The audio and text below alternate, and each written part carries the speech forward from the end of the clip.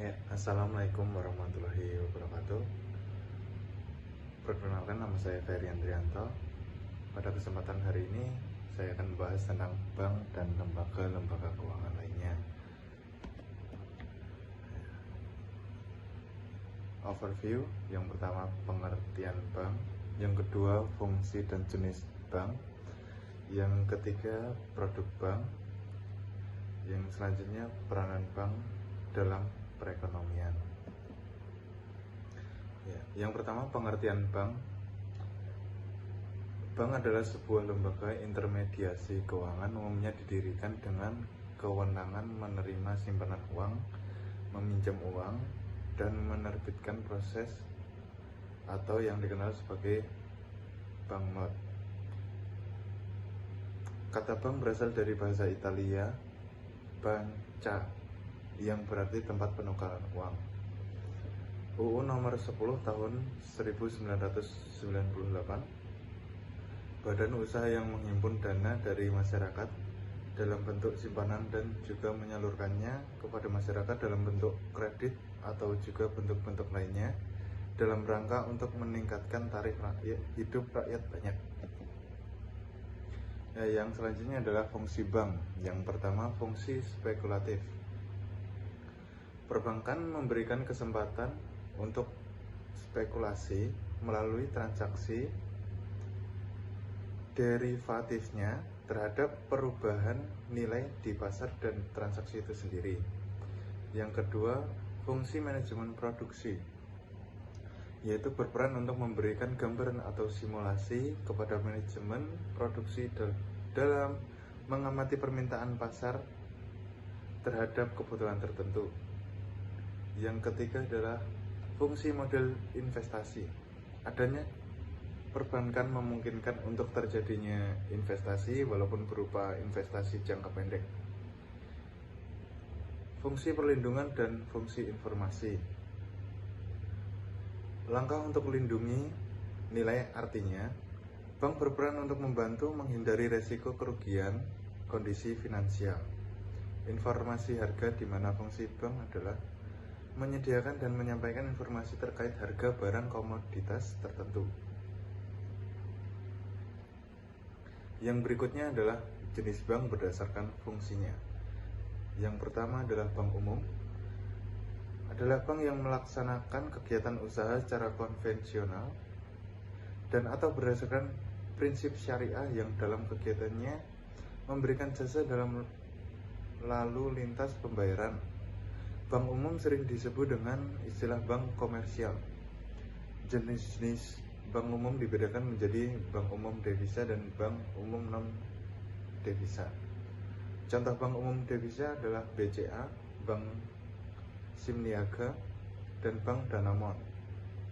Contoh bank umum non devisa adalah BCA Syariah, Bank Mayora, dan Bank Panin Syariah. Bank Perkreditan Rakyat, bank yang melaksanakan kegiatan usaha secara konvensional atau berdasarkan prinsip syariah yang dalam kegiatannya tidak memberikan jasa dalam lalu lintas pembayaran.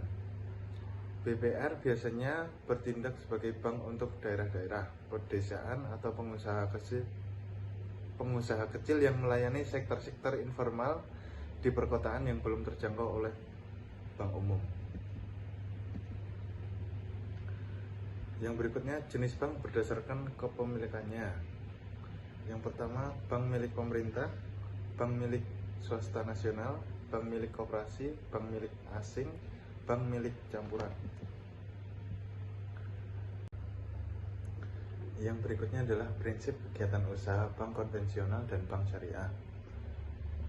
Yang pertama, bank konvensional, bank yang dalam menjalankan usahanya berbasis pada prinsip bunga. Bunga merupakan suatu persentase tertentu terhadap besarnya uang yang dipinjamkan atau disimpan. Yang kedua adalah perbankan syariah. Segala sesuatu yang menyangkut tentang bank syariah dan unit usaha syariah, mencakup kelembagaan, kegiatan usaha, serta cara dan proses dalam melaksanakan kegiatan usahanya. Prinsip hukumnya bersumber pada hukum Islam yang melarang antara lain perniagaan atas barang haram, bunga atau riba, perjudian, dan spekulasi yang disengaja dan ketidakjelasan dan manipulatif.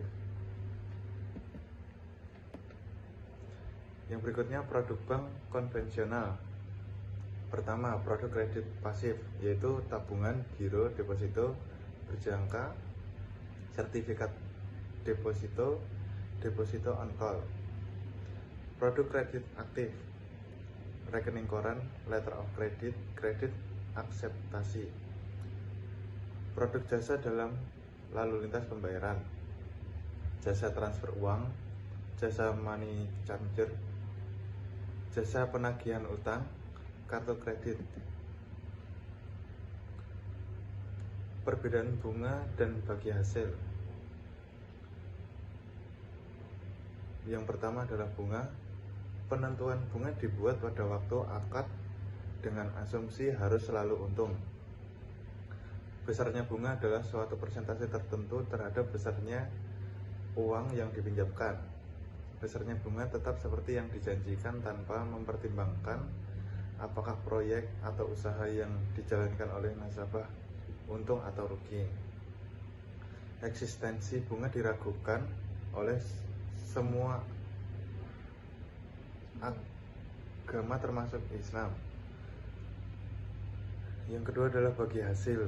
Penentuan besarnya nisbah bagi hasil dibuat pada waktu akad dengan berpedoman pada kemungkinan untung rugi.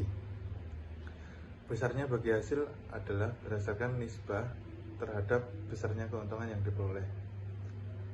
Besarnya bagi hasil tergantung pada keuntungan yang proyek usaha yang dijalankan.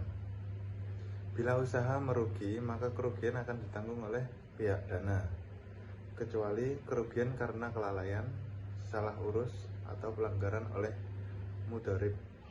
Tak ada yang meragukan keabsahan bagi hasil. Produk bank syariah.